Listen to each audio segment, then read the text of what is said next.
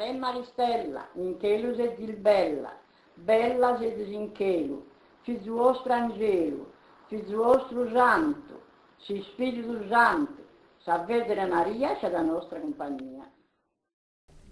Bentornati a Biazantes, ancora con noi per un'altra puntata il nostro caro amico, il carissimo Lombardi Bruno. Buongiorno Bruno, buongiorno, bentornato. Grazie. Senti Bruno, ci avviciniamo al Natale. Sarà bene, so che hai preparato qualcosa, sarà bene parlare del Natale con le sue tradizioni, ma sotto l'aspetto delle costellazioni. Cosa c'è da raccontarci? Abbiamo appena sentito questa preghiera, appena adesso in apertura, Ave Maristella.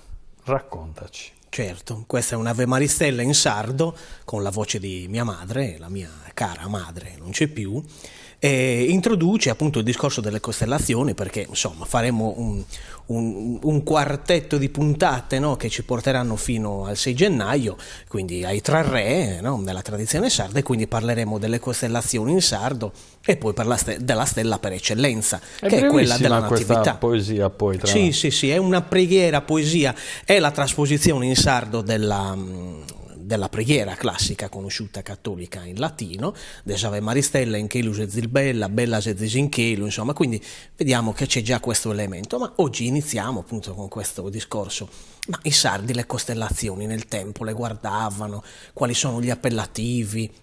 Noi durante ovviamente queste puntate manderemo delle immagini, no? E anche delle scritte ovviamente che riguardano la tradizione. E qui vediamo che ci sono delle cose molto interessanti. Per esempio, diciamo che queste considerazioni io le ho riportate già a fine 800, primi del 900, queste considerazioni. Non sappiamo esattamente nel 500, nel 600, no? Qualche secolo prima, come i sardi, no, davano certi appellativi, ma per esempio la nostra galassia, la Via Lattea, no, è conosciuta così, anche se alcuni chiamano la Via Lattea solo quel fascio luminoso che si vede nel cielo, no, così chiamato proprio in questo senso. In realtà è la nostra galassia, perché in una galassia insomma c'è anche i sistemi, no, quindi anche il nostro sistema solare, ma non entriamo ovviamente in questo discorso.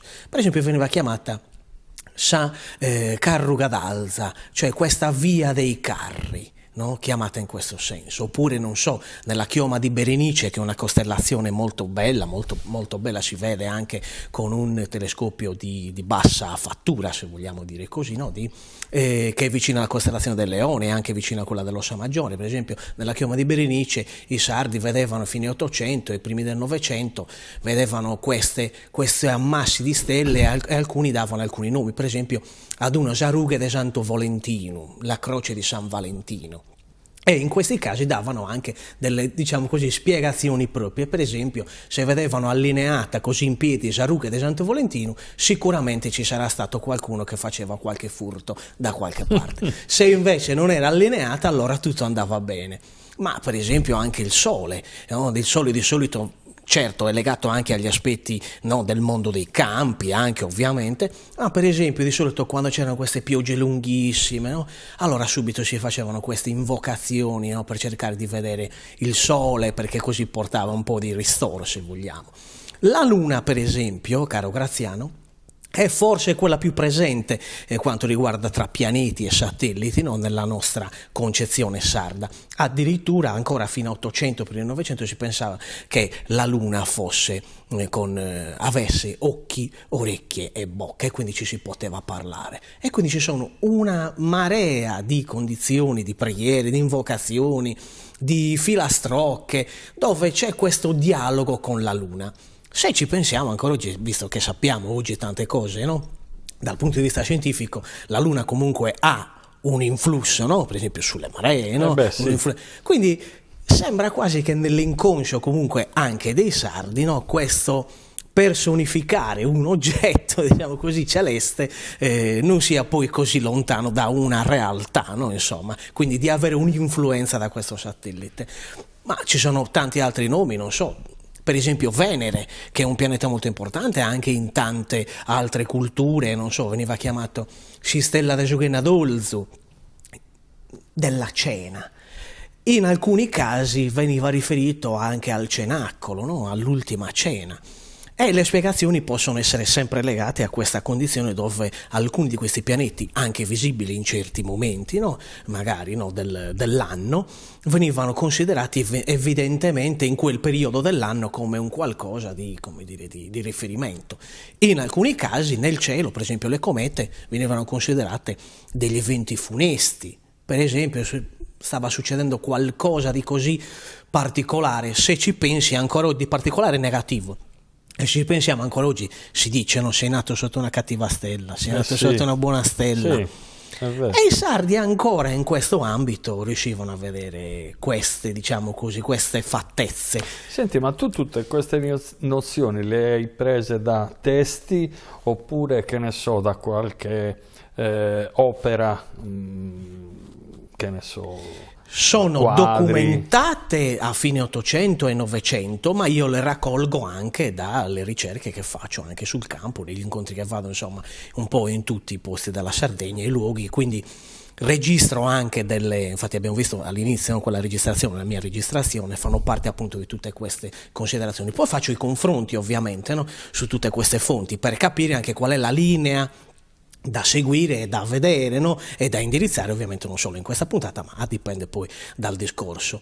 È un discorso questo delle costellazioni interessante perché c'è oggi, no, questo modo di, come dire, confrontare quello che è l'aspetto scientifico odierno di tante, no, scoperte che si sono fatte, ma anche di capire qual è il ruolo, no, di un sardo ancora oggi, no, insomma, dal suo punto di vista delle tradizioni e anche, diciamo così, un po' della poetica, se vogliamo.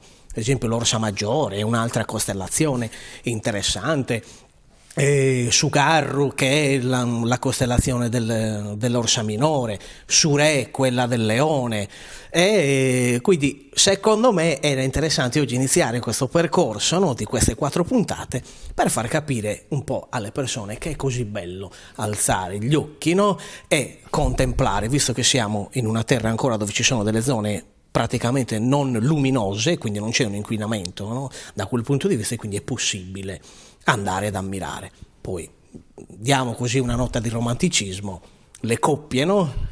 Una coppia va sotto le stelle, insomma, si può anche così.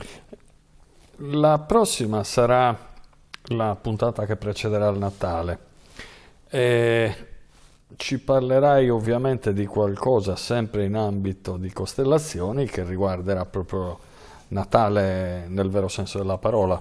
Certo, È andremo così? a legare la stella della Natività, no? Quella che poi è così famosa e conosciuta nei Vangeli, ma anche nella nostra tradizione, ovviamente. Tutti che fanno il presepe non mancano, insomma, la stella, per parlare di questa stella. Lo faremo attraverso, Graziano, un'opera d'arte bellissima che è quella del retablo di Ardara, di Nostra Signora del Regno, dove ci sono alcune immagini molto belle e quindi lo faremo in questo senso. Ne riparleremo allora direttamente la prossima settimana. Bene, io ti ringrazio, ti aspetto per giovedì prossimo. Ti è piaciuta sempre. come tipo di puntata? Beh, assolutamente sì, diciamo che è interessante, ma mi piace questa logica che andremo a seguire da qui all'Epifania, dove appunto accompagneremo i nostri telespettatori in un viaggio tra le costellazioni proprio abbinato al periodo al periodo che stiamo vivendo, il periodo delle festività. Grazie Bruno. A te. Ci vediamo giovedì prossimo. A voi non vi meravigliate se mi vedete sempre con questo telefonino in mano, ma ormai lo sapete, io qua ho la nostra televisione, così come spero stiate facendo voi tutti a casa e sintonizzandovi anche con le vostre TV. Ricordatevi www.teleg.tv, siamo sempre in diretta qua, nel vostro telefonino che portate in tasca o sempre appresso. Grazie.